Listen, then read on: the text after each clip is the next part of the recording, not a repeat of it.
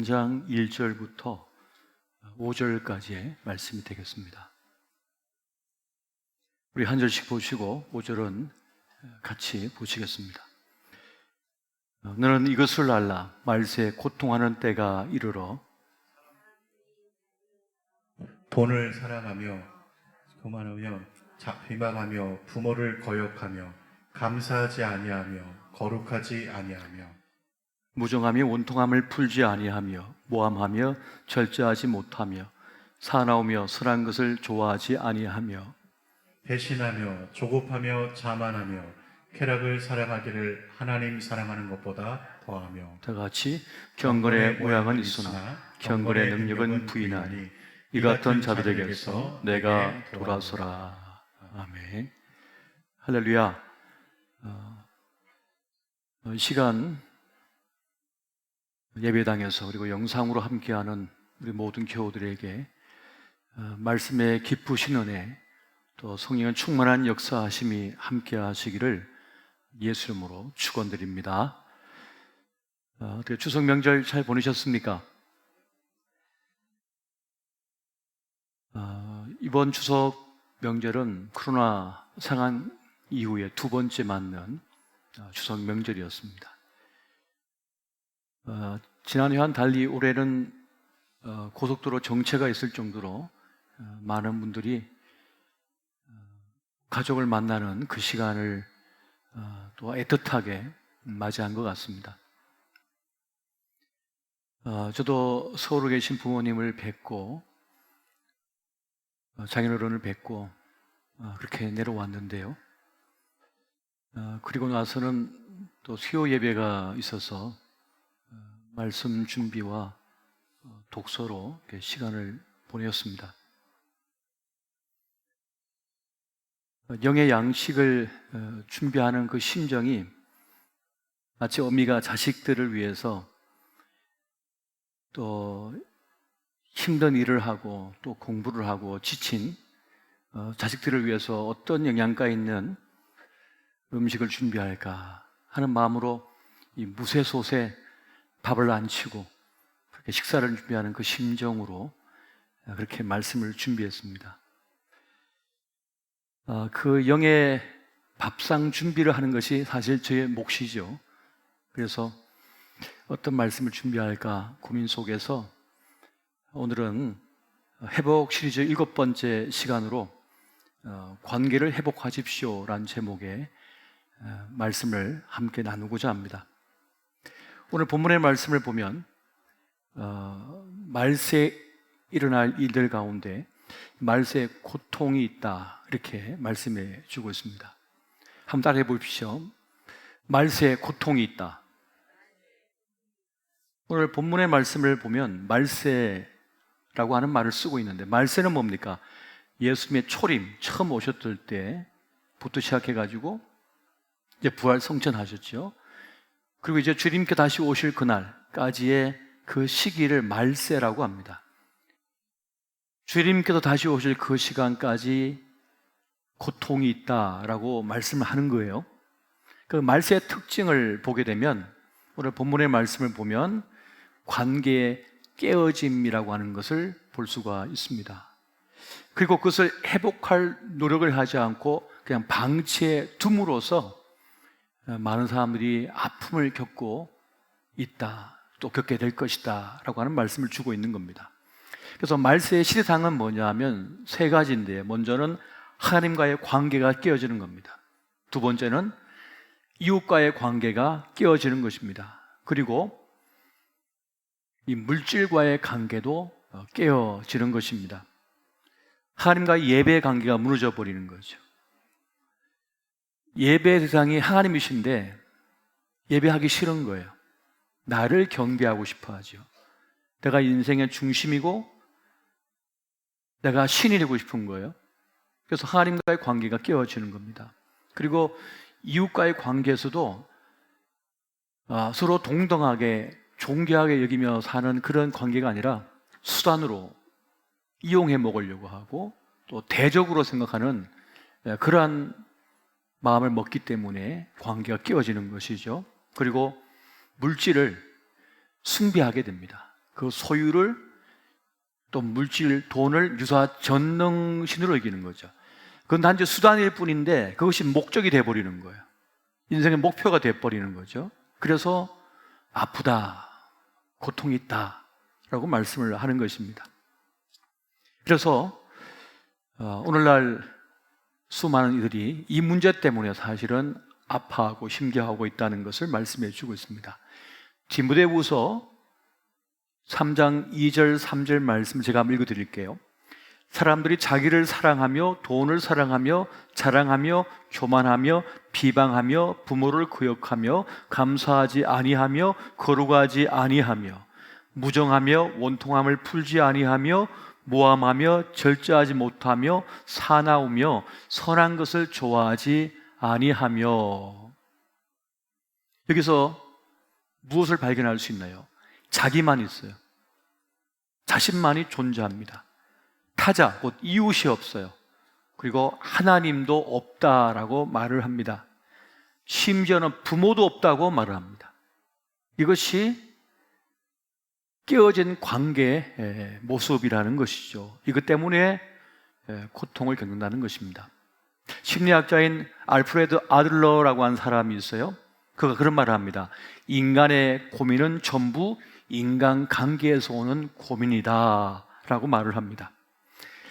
사람이 행복을 느끼는 가장 중요한 때는 언제냐면 좋은 관계를 맺을 때예요. 또 사람이 살면서 가장 큰 고통을 겪을 때도 관계의 깨어짐, 나쁜 관계로 인한 것임을 보게 됩니다. 그러니까 인간관계가 삶의 핵심이다 라고 하는 걸 말하고 있는 것입니다. 사람은 관계 속에서 살아가고 있습니다. 인간이라고 했을 때 간자가 사이 간자를 쓰고 있거든요. 그러니까 사람과 사람 사이를 사는 것이 인간의 삶이라는 것입니다. 그러니까 이 사이가 좋아야 행복한 것이고 평안을 누릴 수가 있는 것입니다. 그러니까 건강한 관계, 좋은 관계가 행복의 이유가 된다는 것입니다. 2017년도에 78개국을 대상으로 해서 연구한 자료가 있어요. 그러니까 1960년도부터 2017년까지 사람이 얼마나 개인주의화가 됐나 하고 살펴보니까 전반적으로 12% 이상 계속 확대되고 있다는 그런 연구 결과가 발표되었습니다. 그러니까 사람들이 이전에는 우리라고 하는 말을 많이 쓰고 우리나라, 우리 사회 뭐 이런 말을 썼다는 거예요. 그리고 우리라고 하는 공동체성 집단을 매우 중요하게 했대요. 그런데 시대가 흐르면서 점점 어떻게 되냐면 나의 행복, 나의 가치, 나라고 하는 말을 많이 쓰면서 자기 자신에게 집중하는 그 흐름을 타고 있다고 말을 합니다. 그러면서 1960년대부터 미국 사회에서는 누군가와 관계를 맺고 의존하는 것보다는 독립하는 것을, 독립적으로 생각하고 살아가는 것을 자기 실현의 가치라고 여기기 시작했답니다. 그리고 그때부터 급속하게 이혼율이 늘어나기 시작했다는 거예요.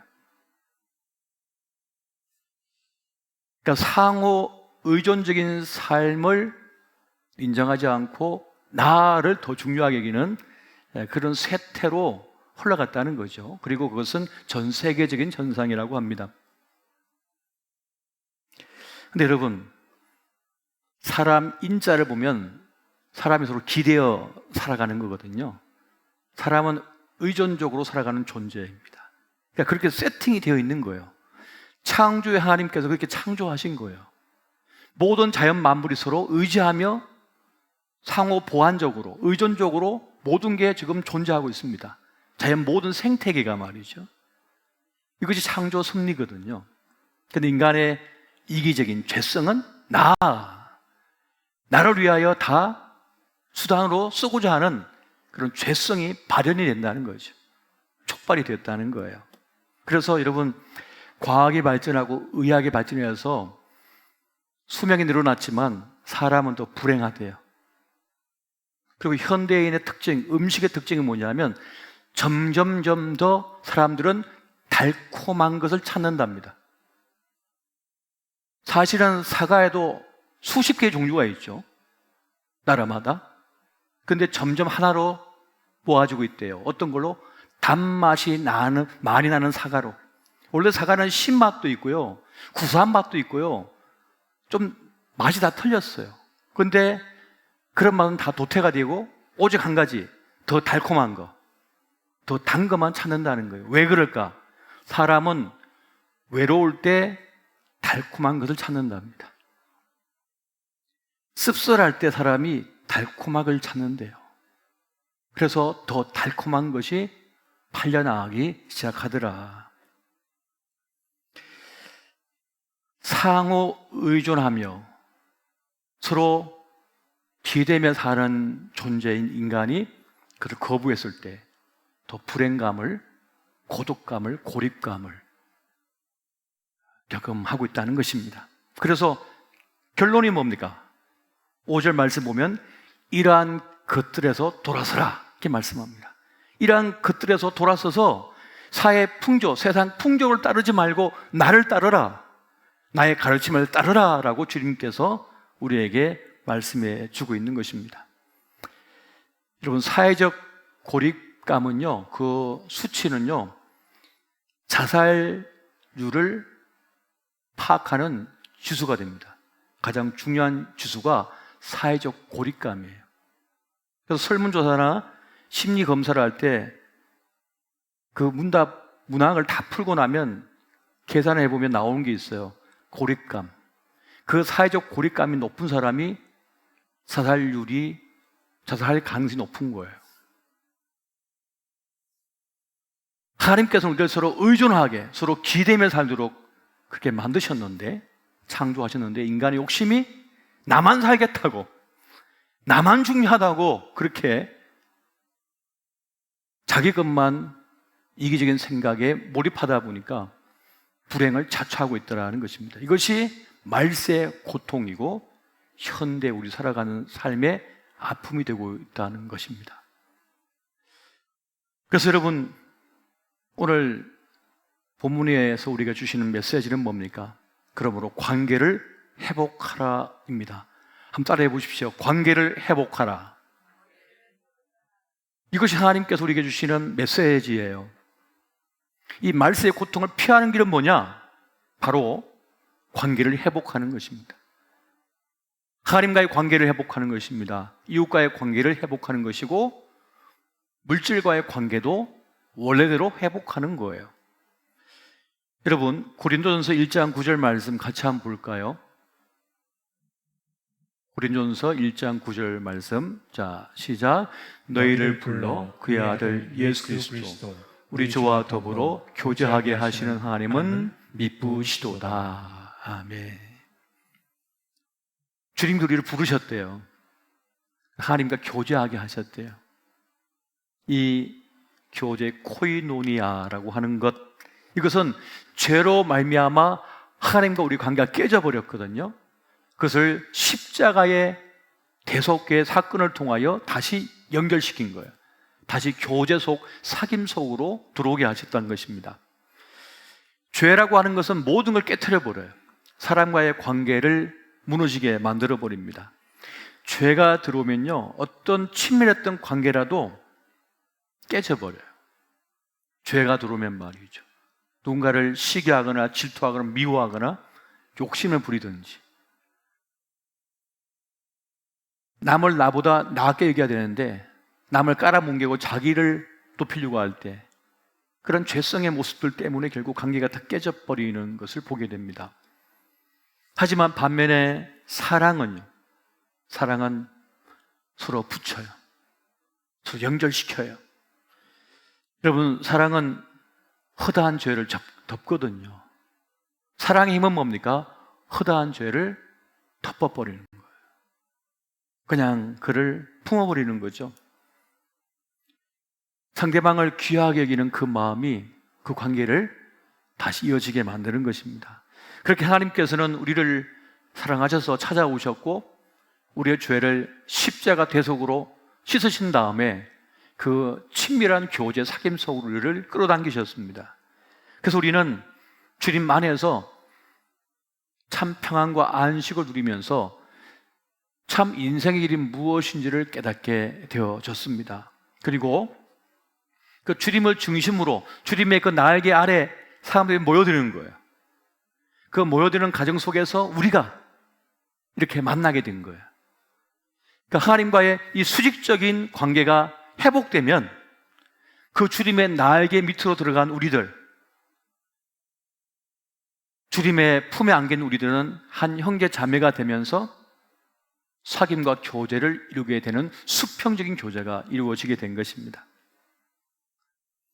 그렇게 구원이라고 하는 것은 뭡니까? 하나님과 깨어졌던 관계를 회복하는 것이고 친밀한 교제 속에 들어가는 것이고 또 그 교제 가운데 수평적인 관계, 우리 모두가 서로 형제 자매가 되어서 사귐과 교제를 이루게 된 모습, 이것이 구원의 모습이라는 것입니다. 여러분, 전에는 어땠나요? 좀 나하고 스타일이 맞는 사람, 좀 나한테 좀 이익이 될 것 같은 사람들을 일부러 찾아가서 만났어요. 그래서 친구를 삼고 싶어 했어요.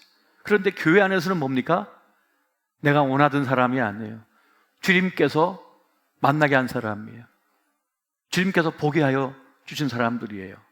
그래서 직업이 다 틀리고 출신이 다 다릅니다. 성향도 다 다릅니다. 생김새도 다 다릅니다. 성향도 달라고 스타일도 틀리고, 그런데 우리가 주님 안에서 그렇게 교제를 이루게 된 것입니다. 여러분, 우리가 주님의 품 안에 나아갈 때 어떻게 됩니까? 자기를 부인하고 자기 몫의 십자가를 지고 주님을 따르는 거거든요. 어떻게 돼요? 자기를 부인하고 내 생각, 내 뜻, 내 지식, 내 경험 다 내려놓고 그냥 주님을 따르는 거예요. 이것이 바로 주님과 이루게 되는 사귐의 모습이에요. 그렇게 우리는 주님과 교제하는 가운데 또 우리 성도들을 만나게 되어서 함께 동행한 인생이 되었습니다. 그렇게 이웃과의 진정한 사귐은 어떻게 됩니까? 자기를 내려놓고 겸손히 나갈 때 그 친밀한 진정한 교제도 이루어질 수가 있는 것입니다. 그렇게 주님께서 우리를 부르셔서 만나게 한 사람들을 통하여 우리는 임마누엘의 주님을 경험하게 됩니다. 주님께 우리와 함께 하시면 어떻게 경험할 수 있습니까? 맨날 하나님께서 아무개야 부르셔야 될까요? 아니요. 주님께서 만나게 하신 그들과 함께 동행하는 가운데 그 관계성 속에서 또 그 관계 안에 일어나는 역사를 통하여 그 하나님의 신비를 통하여 우리는 그 신앙의 경험, 믿음의 경험을 통하여 임마누엘의 하나님을 경험하게 되는 것입니다. 그렇게 신앙생활을 하게 되는 것이에요. 그래서 우리가 이 말세 때 이 깨어짐의 고통을 이겨내기 위해서는 어떻게 해야 됩니까? 주님께서 만나게 하신 또 이루신 하나됨을 지켜야 되는 것입니다. 한번 따라해 보십시오. 하나됨을 지켜라. 관계의 깨어짐으로 인한 고통과 아픔을 이겨내기 위해서는 주님께서 불러 이루게 하신 그 관계를 지켜낼 수가 있어야 하는 것입니다. 사람은 시간이 지나면 권태기가 오거든요. 사람은 누구나 권태기가 옵니다. 아무리 자기가 열망했던 사람 만나도 권태기가 옵니다. 실증이 나는 거예요. 아무리 좋은 음식을 먹어도요, 권태기가 와요. 실증이 나는 거예요.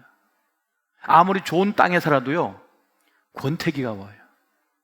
대한민국 이런 나라가 있어 하고 쫓아나갔다가 그래서 이민 갔다가 다시 여기 이민해요.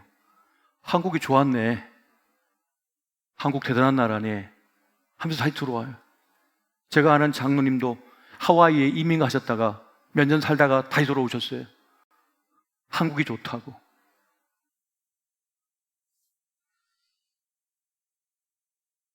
모든 관계에는요, 권태기가 오기 마련이에요. 불꽃 같은 사랑했던 남녀도 권태기가 오게 되어 있습니다. 근데 그것이 고비예요. 그거를 넘어설 때 성숙기가 와야만 깊은 맛을 경험하게 되는 것이거든요. 무르익어야 되거든요. 무르익어야 되는 거예요. 여러분, 하나님의 최고 전략은 사람입니다. 한번 따라해 보십시오. 하나님의 최고 전략은 사람이다. 하나님의 최고 전략은 사람이에요. 사람을 통해서 이루어 가시는 거예요. 모든 것을. 그래서 여러분, 우리가 잘 알고 있는 요셉을 먼저 애굽으로 보내서 대기근으로부터 그 민족을 구원해내는 일을 이루시는 것을 보게 됩니다. 또 모세를 보내어 출애굽의 사건을 일으키시죠. 구원하여 내십니다. 또 복음의 대적자였던 바울을 변화시키셔서 이방인을 위한 사도로 쓰시는 것을 보게 됩니다. 하나님께서는 사람을 통하여 그 일을 이루어 가십니다. 우리 각자를 불러서 하나님의 큰 구원을 위하여 큰 그림을 그리시는 거예요. 우리는 하나님의 큰 그림 안에 있는 하나의 요소로서의 몫을, 사명을 가지고 있는 것입니다. 우리를 이것을 세우신 이유가 있는 거예요. 여러분, 굳이 대통령 안 되셔도 돼요. 총리 안 되셔도 돼요. 골치가 아파요. 욕만 먹고. 인간 취급도 못 받잖아요. 제가 늘 말씀드립니다만 평범하게 사는 것이 제일 어려운 것입니다. 제일 누리기 힘든 것이에요. 여러분, 성령 하나님께서 우리를 불러서 하나가 되게 하셨고 하나님의 구원의 큰 그림을 위하여 우리를 사용하여 주시고 있습니다. 그런데 주님께서 말씀하기를 하나 되게 하신 것을 지키라 말씀합니다. 왜 그럴까요? 영적 권태기가 와서 튕겨져 나가거든요. 뛰쳐나가 버리거든요. 이 큰 그림이 마음에 안 드는 거예요. 자기 생각이 안 맞는 거예요. 왜 가나안 가야 돼? 그러면 애굽에서 부자 되게 해줘. 그런데 거기 내버려두면 자손 대대로 노예로만 살거든요. 주님께서는 빼내버리시는 거예요. 홍해를 갈라가지고 광야길을 걷게 하셔요. 중간중간에 얼마나 많은 반역이 일어났습니까? 하나님의 구원의 큰 그림이 마음에 안 드는 거예요. 내가 그림 그릴래. 하나님의 마음에 안 드는 거예요. 그래서 하나 되게 하신 것을 지켜내지 못한 채 중간에 고통을 당합니다. 이것이 말세에 당하는 아픔인 것이에요. 여러분, 우리가 내 인생의 전모를 다 몰라도 하나님께서 인도하시는 대로 따르다 보면 이것을 위하여 하나님께서 나를 부르셨구나. 이 고비를 그렇게 넘게 하신 이유가 여기 있는 것이구나 하는 것을 깨닫게 됩니다. 그래서 하나됨을 지킬 때 주어지는 평화가 있는 거예요. 하나됨을 통하여 경험하는 능력이 있는 거예요. 영적 파워가 있는 거예요. 그 하나됨을 통하여서 주시는 하나님의 승리하심이 있어요. 그런데 그 하나됨을 지키지 못하면 그 승리, 기쁨, 영광, 안식을 누리질 못해요. 그래서 늘 떠돌이 인생만 됩니다. 늘 떠돌이 신앙인이 될 수밖에 없는 거예요. 자기 몫의 십자가를 짊어지지 않으려고 하고 하나님의 큰 그림을 받아들이지 않으면 늘 떠도는 인생이 된다고. 나는 화끈한 사람이니까 화끈한 교회를 찾아야 되고 늘 논리정연한 교회가 난 논리정연한 교회를 찾아야 되고 맨날 자기 스타일에다 교회를 갖다 깨 맞추려고 해요. 그러다 보니까 만족이 하나도 없어요. 만족이 되질 않아요. 여러분, 신앙은 만족하라고 다니는 것이 아닙니다. 가지는 것이 아닙니다. 하나님의 구원의 큰 역사를 위하여 그 부르심에 순종하여 나아가는 것입니다. 에베소서 우리 4장 1절부터 3절까지 말씀 우리 다 함께 한 목소리를 보겠습니다. 시작. 그러므로 주 안에 갇힌 내가 너희를 권하노니 너희가 부르심을 받은 일에 합당하게 행하여 모든 겸손과 온유로 하고 오래 참음으로 사랑 가운데서 서로 용납하고 평안에 매는 줄로 성령이 하나 되게 하신 것을 힘써 지키라. 아멘. 분리 고립이 말세 그리고 이 시대의 가장 큰 아픔이 되고 있습니다. 이것을 이미 아신 주님께서는 오늘 말씀처럼 겸손하라 라고 말씀합니다. 어떻게 해요? 주 앞에 겸손하라 라고 말씀합니다. 온유하라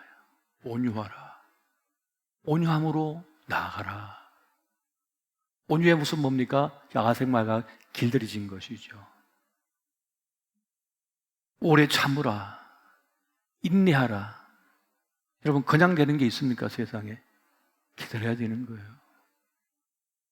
우리 아기를 길러봐도 여러분 그 아이가 말 제대로 하고 걸음마 제대로 뛰는데 얼마나 오래 걸렸어요? 저는 소가 송아리 낳는 걸 직접 제 눈으로 봤거든요, 어릴 때. 이 녀석은 뒷다리부터 나오는데 나오자마자 쫄뚝쫄뚝 하더니 팔뚝팔뚝 뛰는 거예요. 그거 보고 너무 놀랐어요, 제가. 얘는 이렇게 태어나자마자 뛰어다니는데 인간은 뭔가? 아무리 먹여도 안 뛰어다녀요. 한참 지나야 돼. 한 해가 지나야 말도 제대로 하고 뭐 그러고 있어요. 기다리라. 서로 용납하라. 용납하라는 말은 무슨 말입니까? 나쁜 거 다 인정하라는 거 그게 아니죠. 기다려주라는 거예요. 성장하기까지. 그렇게 평안에 매는 줄로 우리 서로 붙잡고 있으면 성령 하나 되게 하신 것을 힘써 지키면 때가 이름에 거둘 것이라는 것을 말씀해 주고 있는 것입니다. 여러분 그래서 스스로 분리되지 마십시오. 스스로 고립을 자처하지 마십시오. 스스로 삐딱하게 나가지 마십시오. 좋은 게 하나도 없어요. 여러분 우리는 서로 기대며 살아가도록 주님께서 그렇게 모든 걸 세팅해 놓으셨어요. 그때 누리게 되는 것이 있습니다. 여러분 출생 후 아기는요 전적으로 의존하며 삽니다. 엄마 품 안에서 전적으로 모든 걸 다 의존하죠. 왜요? 그것이 생존에 유리하기 때문에 그렇습니다. 여러분 그리고 그 캥거루 요법이라고 하는 것이 있어요. 이 캥거루 요법이 뭐냐면 아기가 태어날 때 미숙아로 태어난 경우가 있잖아요. 좀 빨리 태어난 아기들 있잖아요. 그 아이들은 엄마가 지속적으로 살을 맞대고 품에 안아주어야 한다는 것입니다. 그래야 빨리 성장하고 건강해진다는 거예요. 그래서 세계보건기구인 WHO에서도 신생아는 이렇게 조기에 태어난 아이들은 엄마가 품에 안아주라고 하는 지침까지 있어요. 그리고 아이는 자라는 동안에 사람들의 다정한 음성을 듣기만 해도 또 지지해주는 말만 듣기만 해도 엄마 아빠가 신체 접촉을 해서 얻는 것과 비슷한 안정감을 얻을 수가 있답니다. 그리고 부모 중 한 사람이 없어도 혹은 부모가 아닌 다른 사람에게 맡겨져 길러진다 하더라도 충분한 애정과 신뢰관계를 구축해주면 불안장애를 극복할 수 있다고 하는 연구 결과까지 나왔습니다. 그렇게 볼 때 교회라고 하는 공동체가 얼마나 중요한지를 알 수 있어요. 교회는 애기만 안고 와도 아이고 예쁘다, 왜 이렇게 사랑스럽니, 천사가 있는 것 같아 하면서 쓰다듬어주고, 요즘은 그걸 잘 못하지만 코로나 때문에 이전에 만져주고 안아주고 쓰다듬어주고 뽀뽀해주고 발 만져서 발 쥐고 흔들어주고 막 그랬잖아요. 그것이 그 아이에겐 정서적으로 엄청난 안정감을 주는 거예요. 성장하게 만들어버리는 거예요. 1930년대 정신과 의사인 존 볼비는 2차 세계대전 이후에 발생한 수많은 고아들, 그리고 엄마가 어떤 범죄로 인하여 수감되어져서 엄마 손에 자랄 수 없는 아이들을 대상으로 조사를 했어요. 연구를 했어요. 그래서 보았더니 영양이나 위생 상태가 아무리 좋아도 어떤 사람들의 손길, 다정한 손길, 그리고 다정한 말, 어떤 정서적 지지가 없는 채 그냥 먹을 것만 잘해주고 환경만 좋으면 된다라고 당시 생각했는데 보니까 그것이 아니더라는 겁니다. 그런 관심이 없이 자란 아이들은 점점 활력을 잃기 시작하더니 축 늘어지더래요. 그리고 대부분의 아이들 3분의 2가 사망하는 것을 발견하게 됩니다. 이게 무슨 말인 거예요? 정서적 지지와 돌봄과 만져줌, 이 사랑의 접촉이 절대적으로 중요하다는 사실을 여기서 알려주고 있는 것이죠. 사실 여러분 20세기까지만 하더라도 세 끼 밥만 먹으면 된다라고 하는 생각인 것이 팽배했어요. 실제 그렇게 했습니다. 하지만 시대가 흐르면서 영국의 결과는 뭡니까? 거듭 기본적인 욕구, 심리적 욕구가 필요하다는 거예요. 심리적 안정 욕구가 채워져야만 사람이 건강하게 제대로 살아낼 수 있다라고 하는 것을 발견하게 됩니다. 그러니까 살가운 신체 접촉, 다정스러운 말, 지지해주는 격려의 말들이 그 안정적인 애착 관계가 건강한 삶을 만들어낼 수 있다는 것입니다. 그리고 내가 저 사람과 안정적으로 연결되어 있다라고 하는 그 안도감이 생존에 또 건강한 삶에 필수적이라고 하는 사실을 발견하게 되었던 것이죠. 지금도 여전히 싸움을 하고 있습니다. 그것은 의존이냐 자율이냐, 자율이나 의존이냐, 자율, 의존, 의존, 자율, 이 싸움을 하고 있어요. 근데 중요한 것은 우리 삶은 이 의존과 자율 속에서 균형을 잡고 살아가는 고개사와 같아요, 사람은. 근데 중요한 것은 여러분, 우리는 건강한 상호 의존 관계를 유지할 수가 있어야만 됩니다. 그것이 뭡니까? 관계라고 하는 거예요.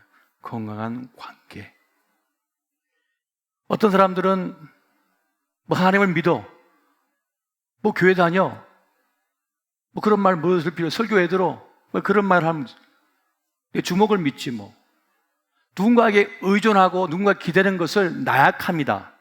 예속된 것이다라고 생각해서 부정적으로 보는 거예요. 누군가에게 도움을 요청하면서 상담하는 것을 수치스럽게 여겨요. 자기의 약함으로 비춰지기 때문에 그렇습니다. 하지만 여러분, 타인의 도움을 거부하는 이들은 홀로 고군분투하다가 번아웃 됩니다. 대가를 톡톡하게 치르게 됩니다. 굳이 겪지 않아도 될 일을 겪어버리는 거예요. 좋은 사람을 만나면, 좋은 스승을 만나면, 멘토를 만나면 어떻게 해요? 딴 사람보다 10년을 앞설 수가 있다고 그랬어요. 나를 진짜 아껴주는 그 사람을 만나면 내 안에 정서적 안정감뿐만 아니라 내 몸의 균형이 이루어져서 면역력이 키워져서 질병을 만나도 더 빨리 치료가 될 수 있다고 하는 연구 결과도 나와 있습니다. 그래서 하나님께서는 뭐예요? 서로 기대며 살아라, 서로 의존하며 살아라, 하나되게 하나되게 하신 것을 지키라 라고 주님께서 우리에게 말씀해 주고 있는 것입니다. 어떤 분들이 그런 말을 합니다. 아기를 너무 품에 안고 키우면 애가 독립성이 없어지고 창의력을 잃으며 버릇 나빠진다. 그런 얘기를 저도 많이 들었어요. 또 그렇게 하는 분들이 참 많으셔요. 근데 여러분, 연구 결과는 그게 아니에요. 부모에게 많이 안겨 자란 아이들은 팔다리에 힘이 생기면서 이제 좀 걸어 다닐만 하면 오히려 더 탐구를 하려고 하는 의지가 나타난답니다. 왜? 뒤가 안전하거든요. 백그라운드가 탄탄하니까 막 모험을 한다는 거예요. 탐구를 하기 시작한다는 거예요. 엄마 품에 사랑으로 듬뿍 받아 자란 아이는 어떻게 해요? 다른 사람에게도 나 안아달라고 손을 막 뻗친답니다. 전혀 다른 결과, 생각의 결과가 나온 것이죠. 여러분, 사람의 행복감은 관계에서 오는 것입니다. 우리를 창조하신 하나님께서는 우리보다 우리를 더 잘 아셔서 이미 그 길을 다 제시해 주고 계셔요. 근데 우리는 그걸 안 믿고 온갖 시행착오 다 겪고 난 뒤에 그제서야 하나님 말씀 옳았네 하고 생각을 하는 거예요.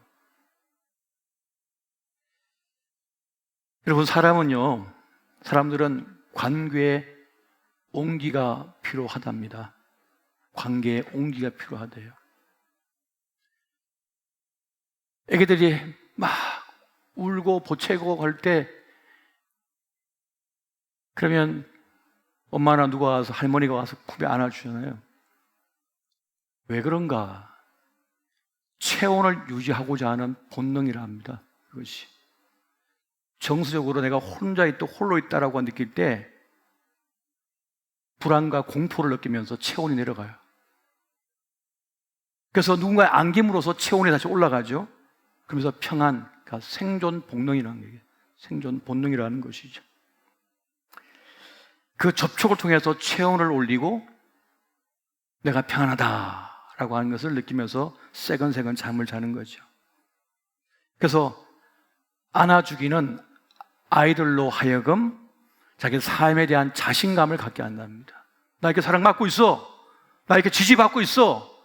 나한테 이렇게 든든한 품이 있어. 라고 하면서 삶에 대한 자신감, 용기를 아기 때부터 얻게 된다는 것입니다.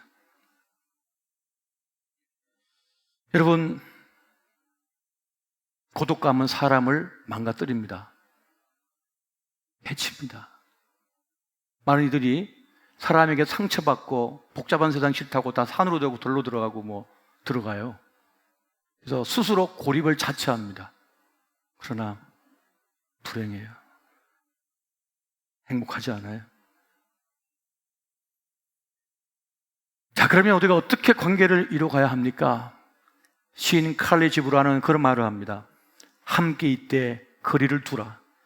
그래서 하늘바람이 너희 사이에서 춤추게 하라. 성령께서 사람과 사람 관계에 들어와 역사하실 때 역사하시도록 그렇게 맡기고 나아가면 됩니다.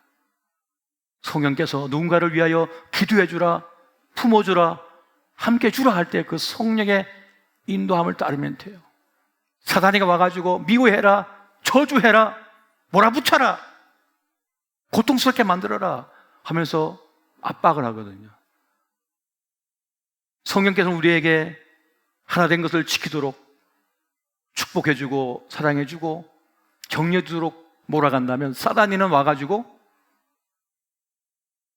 그를 공격하도록, 그를 압박하도록, 그를 비난하도록 조장을 해요. 조장을 합니다. 백범일지에 보면 40살 넘은 김구 선생이 어머니에게 해초리를 맞습니다. 너 이놈, 다리 걷어라. 방석 위에 선 김구 선생을 어머니가 해초를 들고 이놈! 하고 때리는 거예요. 그런데 그 매를 맞으면서 김구 선생이 눈물을 흘리죠. 뚝뚝 흘려요. 나중에 그 기록을 보면 그렇습니다. 아파서 운 것도 아니고 억울해서 운 것도 아니고 어머니의 손님이 이렇게 약해지셨나 하면서 그렇게 눈물을 흘렸다는 거예요.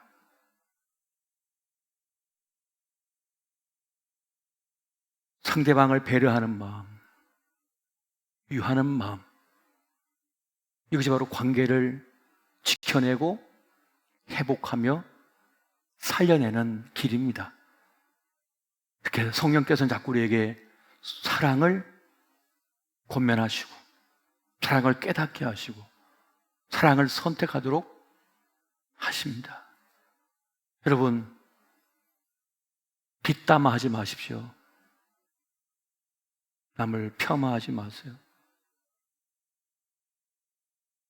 이해가 다 안 되면 그냥 하나님께 맡기셔야 되는 거예요. 심판할 권리는 하나님만이 갖고 계신 거예요. 하나님처럼 되려고 하지 마십시오. 그것은 하나님의 몫입니다. 그래서 우리는 아껴주고 기도해주고 기다려주면 되는 거예요. 제가 나이 들면서 20살부터 전사를 했는데 제가 52이니까 교회에서 사역한 지가 32년 됐어요. 그런데 교회를 다 모르겠어요.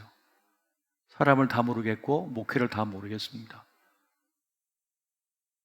처음 20살 때는 교회 이 장의자에서 1년 동안 목사님과 함께 먹고 자고 하면서 교회에서 헌신을 했어요. 그런데도 다 모르겠어요. 하나님께서 하시는 그 역사를 다 모르겠단 말이에요. 그래서 하나님께 맡겨야 되는 거예요. 인내하며 하나님 바라보며 기다리는 거예요. 그러면 하나님께서 이렇게 이끌어가고 계시구나. 하나님이 이렇게 여시려고 이런 과정을 겪게 하셨구나 하는 것을 깨닫게 됩니다. 그렇게 주 앞에 겸손하며 나갈 때 하나님과의 관계도 회복되어지고 이웃과의 관계도 회복되어지고 세상 물질과의 관계도 회복되어지는 은혜를 누리게 됩니다. 오늘 그 은혜가 함께 하시기를 예수 이름으로 축원드립니다.